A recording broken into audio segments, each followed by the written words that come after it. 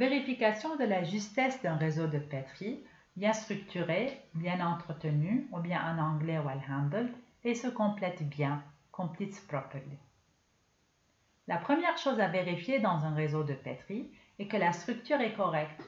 Ça veut dire qu'il y a une alternance entre les états et les transitions. Et donc, je ne peux pas avoir deux états qui se suivent, ni deux transitions qui se suivent. Ensuite, il faut vérifier que le réseau est bien entretenu. Ça veut dire que la structure des branchements est symétrique. Un branchement qui se débute sur un état doit se finir sur un état, et un branchement qui se débute sur une transition doit se finir sur une transition. Un branchement en parallèle se termine par un fin de branchement en parallèle, et un branchement en choix doit se terminer avec la fin d'un branchement en choix. Si la structure est typique et claire, le respect des règles ci-dessus est suffisante pour avoir un réseau qui se complète bien. Un réseau qui se complète bien, ça veut dire le nombre de tokens qui rentrent dans le réseau correspond exactement au nombre de tokens qui en sortent. Si la structure n'est pas typique et claire, il faut la vérifier dans une simulation. Mais pourquoi est-ce qu'il est si important d'avoir cette complete properly, se complète bien? Imaginons la station de gaz, avec 10 tokens qui rentrent et 20 tokens qui en sortent. Cette simulation simule le fait que dans ma station de gaz, il y a 10 voitures qui rentrent et je termine à la sortie avec 20 voitures. Trop génial! Voici un exemple sur un réseau qui n'est pas bien entretenu. Regardez bien le réseau. Quel est son problème? Comment, à votre avis, faut-il le corriger? Eh bien, voyons ceci sur un exemple.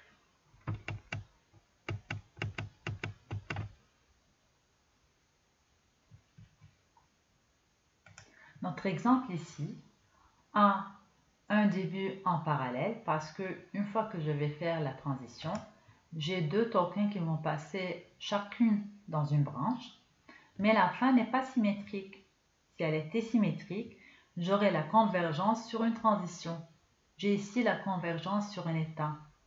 Et donc ce qui va se passer, c'est que je vais avoir un premier token qui vient de la branche de dessous, c'est le lavage de vitres, et un deuxième token va venir de la branche de dessus, et donc c'est l'insertion du gaz. Et je vais sortir avec deux tokens. Ça veut dire que la simulation que je vais devant moi n'est pas exacte ce que j'ai dans la vérité, dans la réalité, et donc c'est une simulation qui n'est pas bien.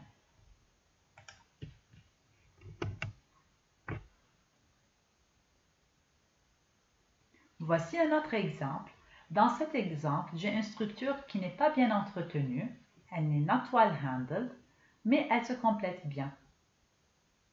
Si on regarde bien la structure, c'est une structure qui a ici un branchement qui est assez symétrique, mais par contre j'ai ici un branchement qui est un lien entre deux voies différentes, et donc la vérification si elle est bien entretenue ou pas, elle est beaucoup trop complexe et donc il faut la vérifier dans la simulation.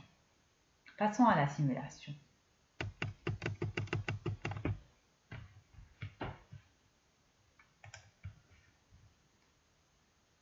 Le token rentre. Dans la simulation, j'ai une insertion de carte et je vérifie si j'ai effectivement du crédit pour remplir le gaz ou non. Et donc je fais entrer la carte, il y a du crédit. En parallèle, je vais enlever le bouchon. Une fois que le bouchon est enlevé, je vais remplir du gaz. Je vais ensuite enlever la carte, remettre le bouchon puis partir. Il faut noter que ici, il y a une transition qui va absorber un token de cette voie-là. Mais par contre, ce que j'ai ici, c'est une flèche en double sens. Cette flèche en double sens est une condition pour insérer le fuel, mais effectivement, l'insertion de fuel ne va pas consommer le bouchon, elle va consommer par contre le crédit. C'est pour cela que du côté crédit, j'ai une flèche en sens unique, mais du côté bouchon, j'ai une flèche en double sens. Ça veut dire que je vais consommer un token, mais je vais le remettre. Et je vais voir qu'un token va passer d'un côté à l'autre, mais ici, il va rester à sa place pour effectivement vérifier que c'est une condition, mais ce n'est pas quelque chose qui va être consommé. Donc, le token va rester ici pour effectivement remettre le bouchon et partir. Dans ce cycle-là, dans cette boucle-là, je peux voir que je peux plusieurs fois enlever et remettre le bouchon sans avoir le token qui va disparaître. Je prends un autre cas, le cas de pas de crédit, et donc le chauffeur va enlever, reprendre sa carte, et il va partir, même pas besoin d'enlever le bouchon.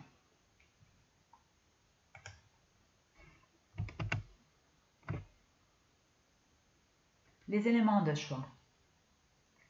Si je reviens à l'exemple précédent, il y avait quelque chose qui cloche.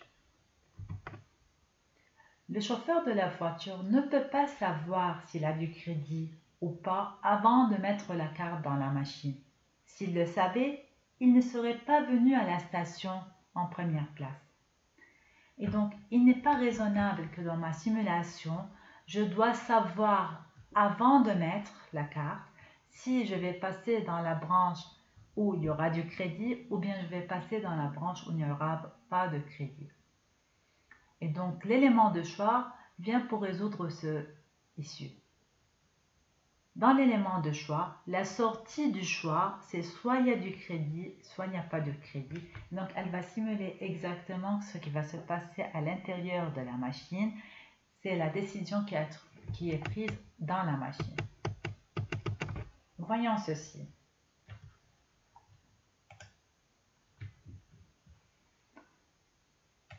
Donc, la voiture arrive, le chauffeur met la carte et donc, rien qu'à la sortie de ce choix, je peux choisir qu'il y a ou pas du crédit.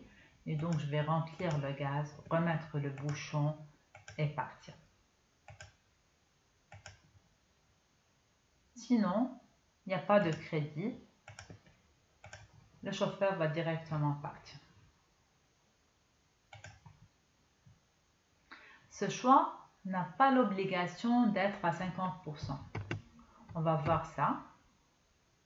Nous avons ici un autre exemple. L'arrivée à la station, le chauffeur regarde le prix.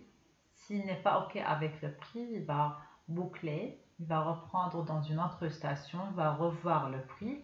Et à la fin, quand il vérifie que le prix est OK pour lui, il va remplir la voiture.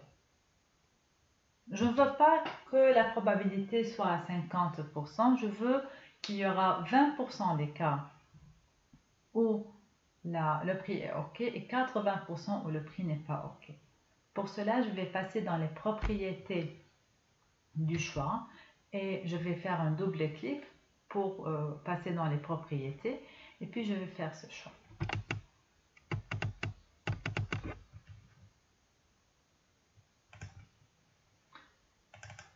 Avant de simuler, je fais un double clic, je fais Advanced et ici je vais modifier, je vais mettre 20% pour le prix OK et 80% pour le prix pas OK.